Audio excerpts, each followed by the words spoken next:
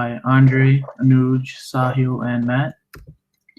So our product description is the objective of this product is to create a self-opening box that does not require any direct intervention from the user. The box needs to have at least one moving part, and it also needs to present an object. So the constraints we have on this project are that the box has to open without any direct intervention, so we can't like touch the box and like open the lid.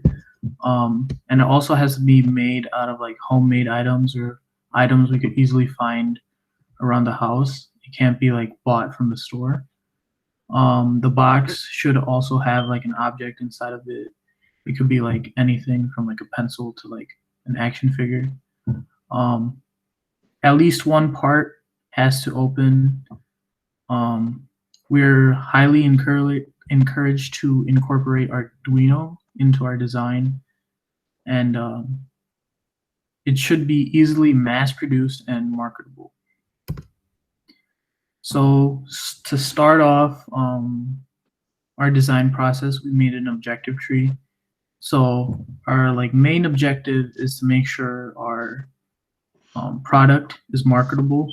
And to do that, we need the product to be efficient, reliable, and also presentable.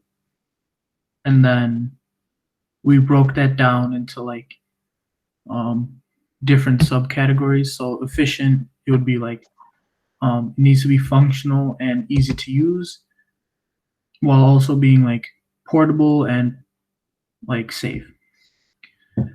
For reliable, it needs to be able to be reusable and durable, so like it lasts like a long time. You don't have to like keep rebuying this product.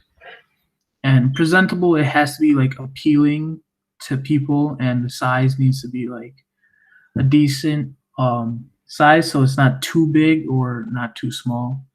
And it can't be like too heavy, and it needs to be like simple and cool and like easy to use.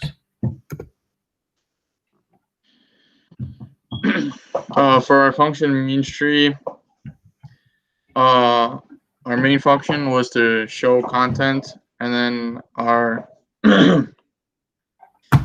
ways we decided on either pulley system, Arduino, proximity sensor, or lights.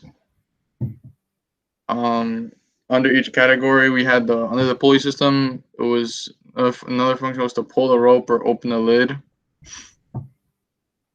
And under Arduino, it was also open lid and trigger mechanism. Under the proximity sensor, it was sense presence, open lid, commands Arduino, and under the lights, it used electricity. And under the pulley system, all of it, we would use a wheel and tension to pull the rope. And for the open lid, we would have to have a signal of some sort. For the Arduino, we would use a motor to open the lid. Under the proximity sensor, we would have an ultrasonic sensor. Open lid would be a signal. And then the command Arduino, we'd have a code. And under the lights, we need a power source and wiring. Our next slide, the morph chart.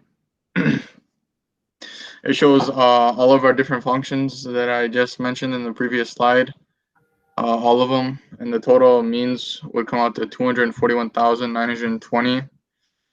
We added a couple at the bottom to hold components. We had duct tape, glue, pins, and screws.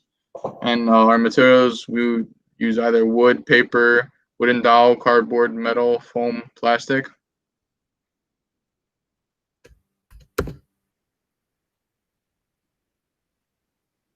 So after our morph chart, we narrowed down our decision to 4 major factors. Number 1 is cost. We wanted to make sure our clients were able to purchase this product at a affordable price. Efficiency, we wanted to make sure that it wasn't a product that wouldn't work without a lot of effort.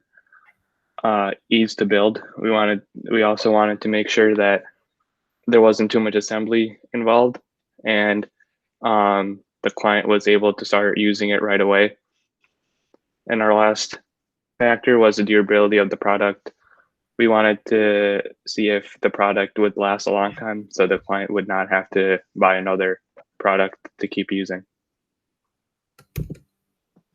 With these decision factors in play, we narrowed down our ideas to either just Arduino or lights, a gear system, servo, functions, the servo, the different motors, and then we used all of them to either we didn't want it to be too heavy and solid, or we also didn't want it to be too flimsy, so we kept it with wood, cardboard, foam, or plastic, and then or to hold them together, we would use either duct tape or screws. And in the end, it would be a total means of about 576.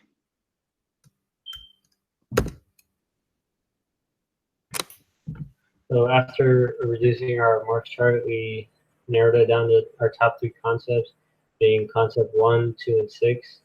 And for all 3, we decided for an Arduino, a servo, and a button or joystick trigger using LEDs, and using either USB or power bank, and with our different materials being duct tape, screws, cardboard, or wood.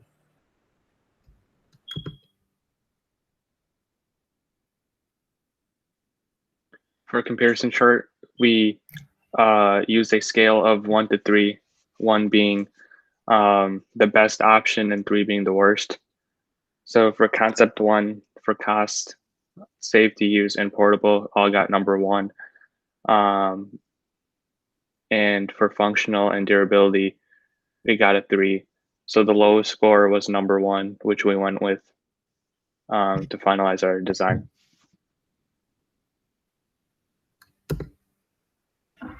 And then after considering all our materials and how our design was going to look, we had a couple parts here. We have this box, which has a servo inside of it, and it has a little compartment area to fit in like our breadboard and Arduino and any wiring that we need. And we have the lid here.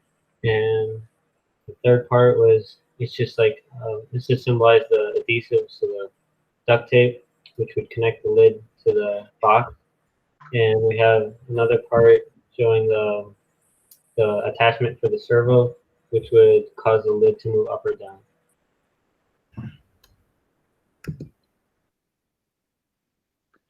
Lastly, we have our bill of materials. We had all our parts listed out on this. The Arduino, the servo motor, the button, and the USB connection all came out to 0. We were all provided with these parts. Duct tape we found to be $3.99, and our cardboard box, which we had to buy and also cut up, was $1.50. So our total came out to be $7.